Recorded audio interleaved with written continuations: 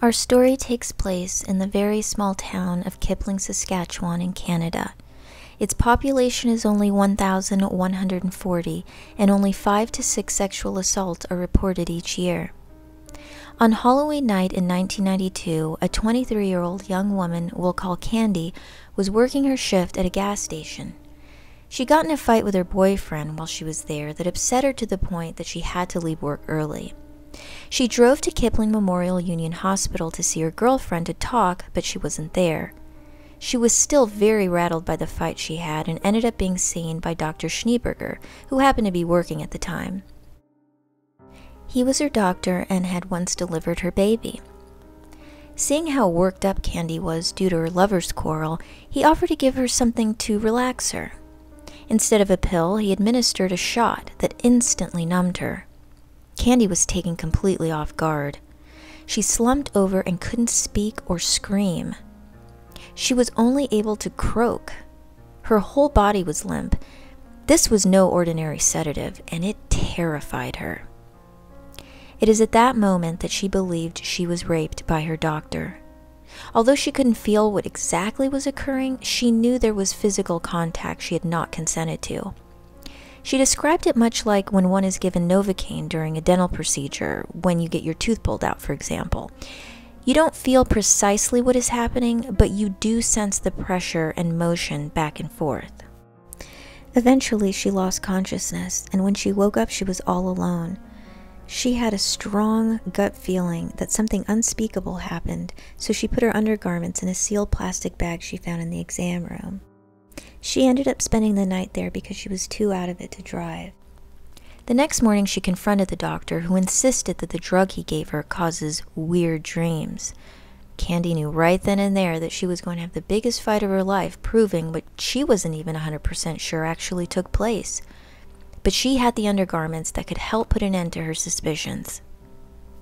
Candy confided in her parents but didn't tell anyone at the hospital. She was afraid no one would believe what she thought happened.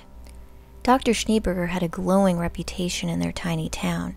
To accuse him of rape would put a target on her back, and she didn't think anyone would believe her. Respected, married, doctor, family man, beacon of the community with an impeccable reputation who had never been accused of such vile acts, versus high school educated single mom, party girl, probably looking for financial gain, who could have been bitter for being rejected by him romantically. The odds were against her. Candy took her undergarments and clothing she wore that night to a rape clinic in a nearby town where semen was found. This confirmed her belief she had been sexually assaulted. Her blood was tested and a drug called Versed was found. This powerful anesthetic essentially paralyzes you and makes you fall asleep. To Candy's relief, the doctor voluntarily provided a blood sample to be compared to the semen sample retrieved via her rape kit. To her shock, it was not a match. Candy was devastated but knew there had to be a mistake.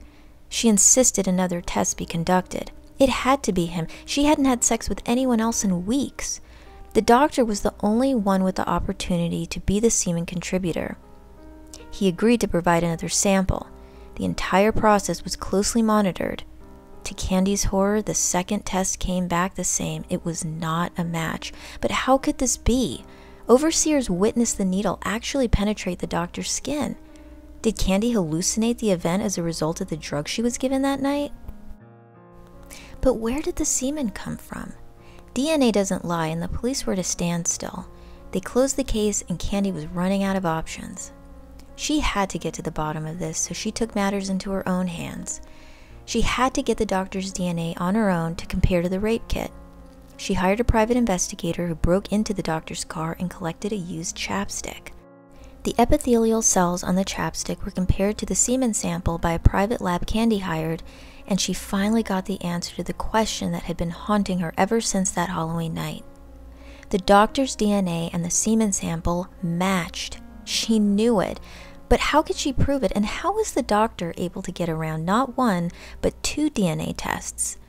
She couldn't present the doctor's chapstick as evidence, as the private investigator obtained it illegally, but Candy now knew the truth. The doctor agreed to a third DNA test in November of 1996. Because it was voluntary, the doctor was able to dictate where the blood was drawn. A prick on the finger is the usual means of obtaining a blood sample because so little is needed, but the doctor insisted it be taken from his left arm, claiming he had some medical condition that would cause bruising in his hand. So that's what was done. Interestingly, the technician had some trouble. It took a few tries, but she was finally able to draw the blood. When she did, she noticed that it didn't look fresh. She was right. Forensics was unable to test it because it was too degraded. Candy was gutted.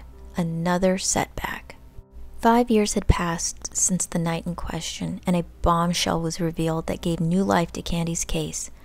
The doctor's own 13-year-old stepdaughter told her mother he had been drugging and molesting her repeatedly in her bedroom for years. The doctor's wife found a box in his office of condoms, syringes, and drugs, including the Versed anesthetic. She immediately told the police and saw her husband and Candy in a completely different light. Being a mother herself, Candy was horrified at the news, but on the bright side, at least it gave investigators enough for a warrant for the doctor's DNA. Maybe now the doctor could finally be brought to justice. This time they could extract blood from his finger.